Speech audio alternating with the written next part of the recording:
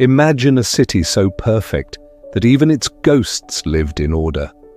Mohenjo-daro, literally the mound of the dead.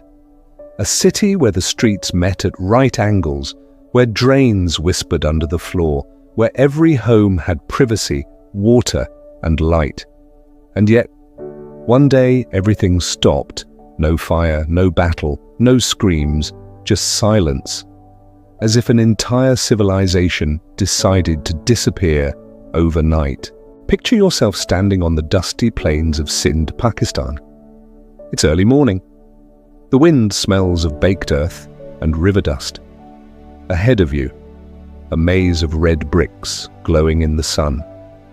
These are the ruins of Mohenjo-daro, the jewel of the Indus Valley. Built nearly 400-500 years ago, it was one of the largest cities of its time, home to around 40,000 people. But what you see today is only bones, the skeleton of something once alive. And as you walk through its ruins, one question echoes through time. Who lived here? And why did they vanish? Every inch of Mohenjo-daro feels engineered. The streets were straight, measured, and aligned to cardinal directions. Every block followed a precise grid, like a modern city map drawn by a civil engineer. And beneath it, a hidden world of pipes, soak pits, and drains. Some houses even had bathrooms with terracotta pipes leading directly to street drains. Imagine indoor plumbing in 2500 BCE. At a time when much of the world lived in huts and fought over fire, the people of Mohenjo-daro bathed daily, cleaned their streets, and lived in astonishing harmony. But there's something odd. Amid all this planning, there are no palaces, no massive temples. Instead, at the heart of the city stands a single, monumental structure, the Great Bath. It's massive, 12 meters long, 7 meters wide, and nearly 3 meters deep. Aimed with perfectly fitted bricks, sealed with natural tar to make it waterproof.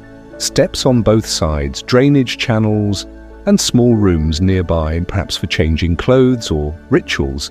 Archaeologists call it the Great Bath, but no one knows exactly why it existed. Was it a temple, a public pool, a purification site? One theory says it was the spiritual heart of the city, a place where the entire community gathered to cleanse body and soul before rituals or decisions. If that's true, then the Great Bath wasn't about kings or gods. It was about the people. A place of equality where everyone shared the same sacred water. And that makes Mohenjo-daro feel eerily modern. Not a kingdom, but a commune. So who were these people? They weren't warriors. No weapons or armor have been found here. They weren't slaves. Every home, rich or poor, had the same careful design. They weren't idol builders, no grand temples, no gigantic statues. What they left behind were everyday things: pottery, beads, games, and seals. Small terracotta toys suggest children played with carts and animals. Stone weights and balance scales show a society obsessed with fairness in trade. Tiny seals, engraved with animals and mysterious script, hint at complex bureaucracy. Some seals show a horned figure sitting cross-legged, the so-called Proto-Shiva or Pashupati seal. Was this the earliest form of Indian spirituality, a connection between man, nature, and inner balance? If so, Mohenjo-daro wasn't just a city. It was a way of life, disciplined, peaceful, spiritual, and astonishingly advanced. Imagine waking up in a brick house overlooking a clean street. You fetch water from a nearby well. Every lane had one. Children run to open squares where merchants sell beads, shells, and fish. There's no noise of soldiers or shouting of kings, just trade, laughter, and rhythm. At sunset, families gather on rooftops as the city glows orange. From above, it must have looked like a living organism, every street, every drain, every well functioning in harmony. This was not a civilization built on conquest, it was built on community and order, but then everything ended. No one knows why. There are no signs of battle, no burning, no invasion. Yet the city died. Bodies were found scattered, men, women, children, lying face down as if caught mid-life. One archaeologist described it chillingly.